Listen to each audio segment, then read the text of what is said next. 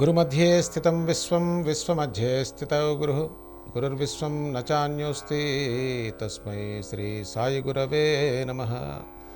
శ్రీ గురుభ్యో నమః. జీవన సత్యం సాయి తత్వం కార్యక్రమానికి స్వాగతం.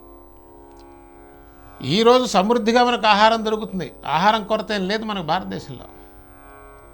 అప్పుడు సాయిబాబా అన్నదానం చేయమన్నారు కదా అని చెప్పి పోయి ఇప్పుడు కడుపు నిండిన వాడికి, అవసరం లేని వాడికి పోయి అన్నదానం చేస్తే ఏం ప్రయోజనం ఉంటుంది చెప్పండి. అంటే సాయిబాబా అసలు ఏం చెప్తున్నారో మనకు అర్థం కావటంలా. అది సచ్చరిత్రలో అన్నదానం చేయమన్నారు కదా అని చెప్పి ఈ అన్నదానం బిల్డింగ్లు కట్టేస్తున్నారు. అవసరం లేదండి.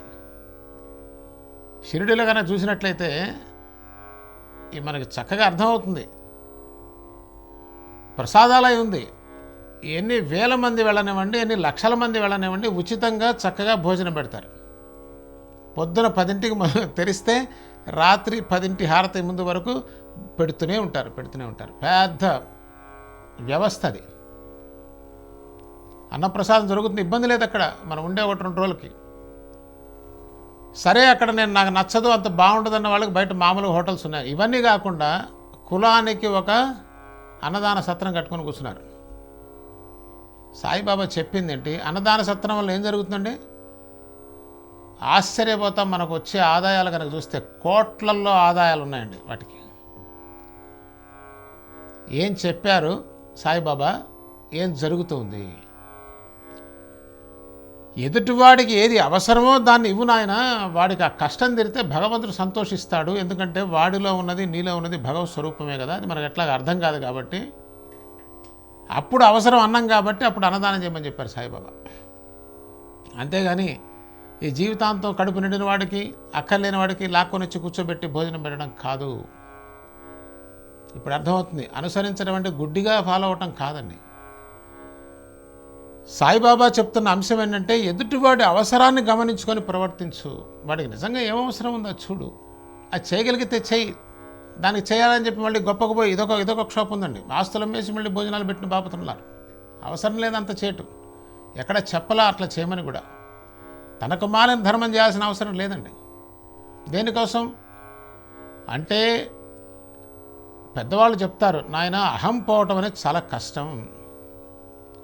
అహం ఏ రూపంలోనైనా సరే అది ఆ చాప కింద నీరు మాదిరిగా వస్తుంటుంది. ఈ దాన ధర్మాల కింద ఉండేటువంటి ఆంతర్యంలో కదిలే అహంభావం సామాన్యమైంది కాదు. నేను చేస్తున్నాననే భావం చాలా గట్టిగా ఉంటుంది. ఉండదా? ఉండబోవటం ఏంటి? రాతి శిలా ఫలకాలే ఇస్తాం మనం. ఇచ్చేది ఇంత గంట, దాని మీద పేరు ఇంతలా పేరు రాయిస్తాం. ఎందుకు? అది దానం ఎట్లా అవుతుందండి అసలు? అది కర్ణుడిని చూసి నేర్చుకోవాలి దానం అంటే. పక్కవాడికి తెలియదు, ఎవరికి ఏమి ఇచ్చాడో తెలియదు. అట్లా చేస్తామా? పేరేమంటే అసలు డబ్బే ఎవరెవరు. కాబట్టి వాస్తవం ఒక పక్క ఉన్నది. మన జీవన విధానాన్ని డిక్టేట్ చేస్తున్నది ఏంటి? ఎవరు నడిపిస్తున్నారు మన జీవితాన్ని అంటే మనం ఏం చెప్తాం? దేవుడు నడిపిస్తున్నాడు కొంతమంది, మన ప్రారంధాన్ని నడిపిస్తున్నాడు కొంతమంది, రకరకాలు చెప్తాం. కానీ వాస్తవంగా జాగ్రత్తగా గమనిస్తే మనకి తెలుస్తున్న భాషలో, మనం అర్థం చేసుకునే రీతిలో మన జీవితాన్ని నడిపిస్తున్నది మన ఇష్టాలండి. జాగ్రత్తగా గమనించి చూడండి. మన జీవితంలో ప్రతి అడుగు కూడా చాలా చక్కగా అదే రీతిలో 100% నడిచేది దేనివల్ల అంటే నా ఇష్టం వల్ల, నా అయిష్టం వల్ల. ఈ 2 డైరెక్ట్ చేస్తుంటాయి. నా ఇష్టమైంది నాకు అయిష్టమైంది తోసేస్తుంటా.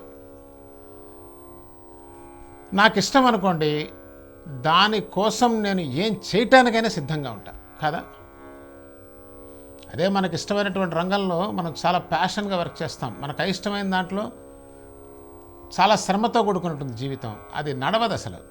అది పైకి రాలేదు, ముందుకు పోలేదు, అది పరిణితి చెందలేదు, అది ఫలితాన్ని ఇవ్వలేదు. కాబట్టి ఒక మనిషి జీవితాన్ని ఏది నడిపిస్తుంది? చూడండి, 2 వ్యక్తులు మాట్లాడుకుంటూ ఉంటారు. ఇది జీవిత సత్యం. 2 వ్యక్తులు మాట్లాడుతుంటే ఈ వ్యక్తి చెప్పేది ఈ వ్యక్తి చెప్తుంటాడు. ఈ వ్యక్తి చెప్పేదానికి సంబంధం లేకుండా అవతల వ్యక్తి మాట్లాడుతుంటారు. అంటే ఏంటి? ఇద్దరు వాళ్ళ ఇష్టాలని అక్కడ తోస్తున్నారు అంతే. ఎవడు తీసుకోవటంలా. This is most of the time our conversation is.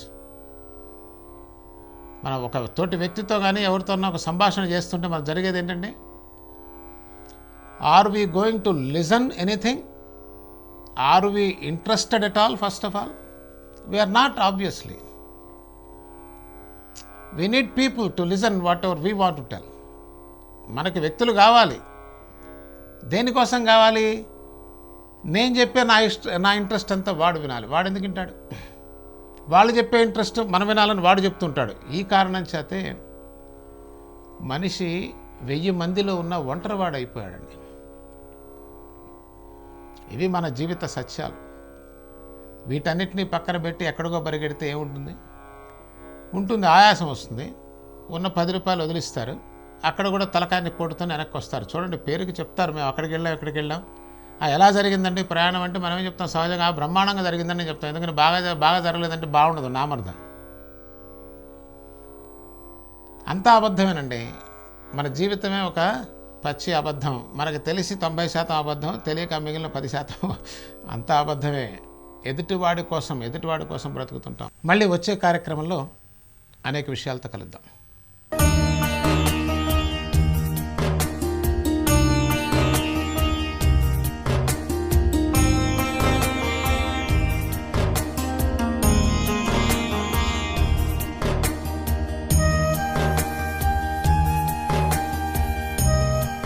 స్వతంత్ర భక్తి యూట్యూబ్ ఛానల్ ని సపోర్ట్ చేయండి.